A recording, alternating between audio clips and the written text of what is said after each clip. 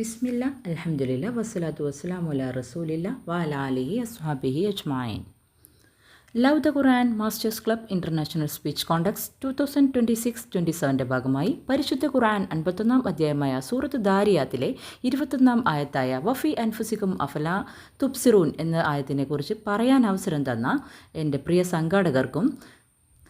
സംഘാടകർക്കും ഈ പ്രോഗ്രാം ഉദ്ഘാടനം ചെയ്യാനെത്തിയ ആദിൽ ലത്തീഫ് സ്വലാഹി, even chair Asma കെഎമ്മിനും എൻ്റെ ശബ്ദം ശ്രവിക്കുന്ന പ്രിയ കൂട്ടുകാർക്കും അസ്സലാമു അലൈക്കും വറഹ്മത്തുള്ളാഹി വബറകാതുഹു.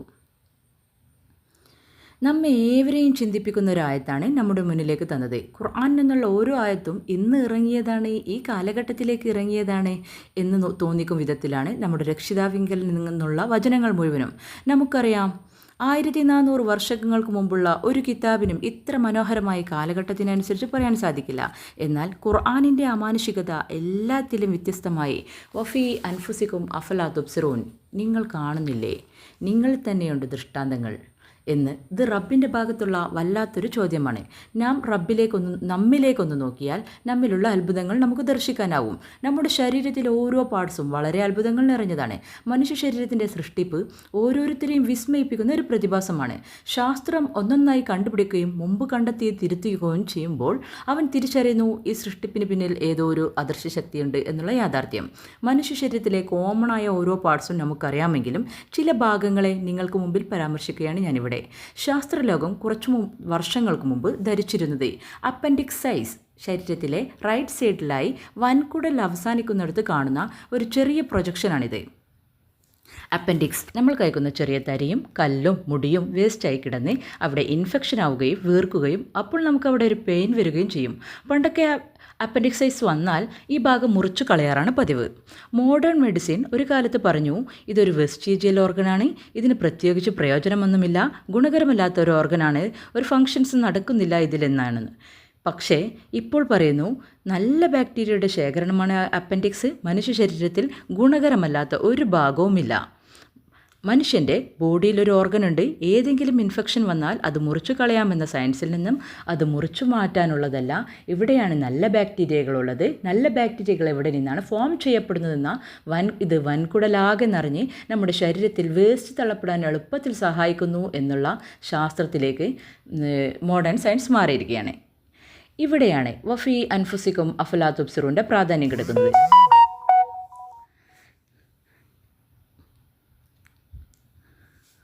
ഇനി അടുത്തതായി നിങ്ങളുടെ ശ്രദ്ധ ഞാൻ ക്ഷണിക്കുന്നത് മനുഷ്യൻ്റെ ശ്വസന വ്യവസ്ഥയുമായി ബന്ധപ്പെടുത്തിയാണ്. അതെങ്ങനെയെന്ന് നമുക്ക് നോക്കാം. നാം എല്ലാവരും ശ്വസിക്കുന്നവരാണ്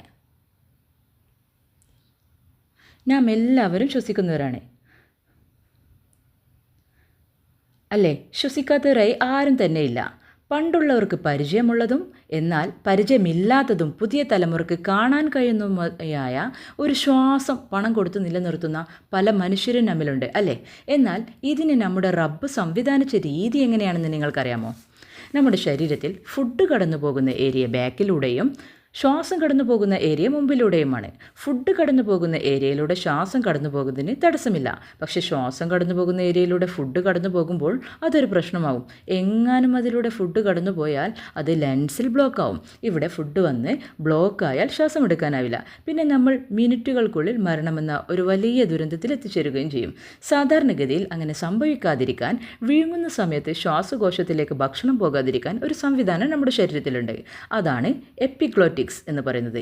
അത് നാവിൻ്റെ അറ്റത്ത് കാണുന്ന ഒരു മസിൽ തന്തുവാണ്. ഈ സംഭവം ശ്വാസം പോകുന്ന റൂട്ട് മാത്രം ക്ലിയർ ആക്കിയിട്ട് ഭക്ഷണം പോകുന്ന റൂട്ട് അടച്ചു കളയും. വീങ്ങുന്ന സമയത്ത് ശ്വാസകോശത്തിലേക്കുള്ള റൂട്ട് അടച്ചു കളയുകയും ചെയ്യുന്ന ഒരു പ്രത്യേക സംവിധാനമാണിത്. വീങ്ങുന്ന സമയത്ത് ശ്വാസത്തിൻ്റെ റൂട്ട് അടച്ചു കളയുന്ന, ഭക്ഷണത്തിൻ്റെ റൂട്ട് മാത്രം ഓപ്പൺ ആക്കുകയും ചെയ്യുന്ന ഒരു അത്ഭുത പ്രക്രിയ നമ്മുടെ ശരീരത്തിൽ നടക്കുന്നുണ്ട്. ഇതാണ് എപ്പിഗ്ലോട്ടിക്സ്. അതുകൊണ്ട് തന്നെ വീങ്ങുന്ന സമയത്ത് നമുക്ക് ശ്വാസം എടുക്കാൻ കഴിയുന്നില്ല. നിങ്ങളെല്ലാവരും ഒന്ന് ചെയ്ത് നോക്കിക്കേ. നിങ്ങളൊന്ന് ഉമിനീര് ഇറക്കി നോക്കൂ. ആ സമയത്ത് നിങ്ങൾക്ക് ശ്വസിക്കാൻ സാധിക്കില്ല. ഉമിനീര് വീങ്ങുകയും ശ്വസനം നടക്കുകയും ചെയ്യുക എന്നത് നമുക്ക് സാധ്യമല്ല. വീങ്ങുന്ന സമയത്ത് ഓട്ടോമാറ്റിക്കലായി അത് അടയ്ക്കപ്പെടുന്നു. എപ്പോൾ വേണമെങ്കിലും അപകടം സംഭവിക്കും എന്ന ദുർബലതയിലാണ് ഒരു വിഴുങ്ങൽ എന്ന പ്രോസസ്സ് നമ്മിലൂടെ നടക്കുന്നത്. അത്രയ്ക്ക് ദുർബലനാണ് മനുഷ്യൻ. ഇവിടെയാണ് വഫി അൻഫുസിക്കും അഫലാ തുബ്സിറൂൻ എന്നതിൻ്റെ പ്രാധാന്യം കിടക്കുന്നത്. നിങ്ങൾ ശ്രദ്ധിച്ചിട്ടുണ്ടോ? നമ്മുടെ നാവ് സദാസമയം നനഞ്ഞിട്ടാണ് ഇരിക്കുന്നത്. ഇതിനുള്ള എന്ത് ശാസ്ത്രമാണ് ഇതിനുള്ളിലുള്ളതെന്ന്? ഇതിന് പിന്നിൽ നമ്മുടെ ശരീരത്തിൻ്റെ ഒരു അത്ഭുതകരമായ പ്രവർത്തനമാണ് നടക്കുന്നത്. നമ്മുടെ വായ്ക്കുള്ളിൽ തുപ്പൽ ഗ്രന്ഥികൾ അഥവാ സലൈവ ഗ്ലൈൻഡ്സ് എന്നിവയുണ്ട്. ഇവ എപ്പോഴും സലൈവ നിർമ്മിച്ചുകൊണ്ടേയിരിക്കുന്നു. ഈ തുപ്പലിൽ, ഈ ഒരു സലൈവയിൽ കൂടുതലും വെള്ളമാണ്. എൻസൈമുകളും ഇതിനോട് കൂടെ ഉണ്ട്. ഇവ ഭക്ഷണം ദഹിപ്പിക്കാൻ എളുപ്പത്തിൽ ദഹിപ്പിക്കാൻ സഹായിക്കുന്നു. നാവ് നനഞ്ഞിരിക്കുമ്പോൾ പല പ്രധാന കാരണങ്ങളുമുണ്ട് നനഞ്ഞിരിക്കാനുള്ള. ആദ്യം അത് നമ്മുടെ ഭക്ഷണത്തിലൂടെ കഴിക്കുമ്പോൾ അത് ഭക്ഷണത്തിലൂടെ കലർന്ന് ദഹന പ്രക്രിയ എളുപ്പത്തിലാക്കുകയും നമ്മുടെ നാവ് വരണ്ടിരിക്കുമ്പോൾ സംസാരിക്കാൻ പ്രയാസമാവും. അതിൽ നിന്നുള്ള ഒരു സൊല്യൂഷനുമാണ് ഈ നാവ് എപ്പോഴും നനഞ്ഞിരിക്കുന്നതിനുള്ള ഇത്. മൂന്നാമതായി നമുക്ക് നാവിലെ രുചിഗ്രന്ഥികളായ ടേസ്റ്റ് ബഡ്സ് അത് പ്രവർത്തിക്കാൻ നനവ് ആവശ്യമാണ്. പിന്നെ നാലാമതായി നമ്മുടെ വായിലെ ബാക്ടീരിയകളെ നിയന്ത്രിച്ച്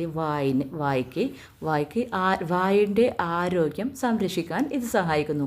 ഇതെല്ലാം സ്വാഭാവികമായി നടക്കുന്നത് നമ്മുടെ നെർവ് സിസ്റ്റത്തിൻ്റെ നിയന്ത്രണത്തിലാണ്. അതുകൊണ്ട് തന്നെ നമ്മൾ ചിന്തിക്കാതെയും നാവ് നനഞ്ഞിരിക്കും. അതാണ് ഇതിന് പിന്നിൽ. വഫി അൻഫുസിക്കും അഫലാ തുബ്സിറൂൻ. ഇത്രയും മനോഹരമായി നമ്മെ ക്രിയേറ്റ് ചെയ്ത് ഭൂമിയിലേക്ക് അയച്ച അമാനുഷികത ചിന്തിക്കുന്നവർക്ക് ദൃഷ്ടാന്തമുണ്ട്. ആഹിർ ദഅവാന അനിൽ ഹംദുലില്ലാഹി റബ്ബിൽ ആലമീൻ.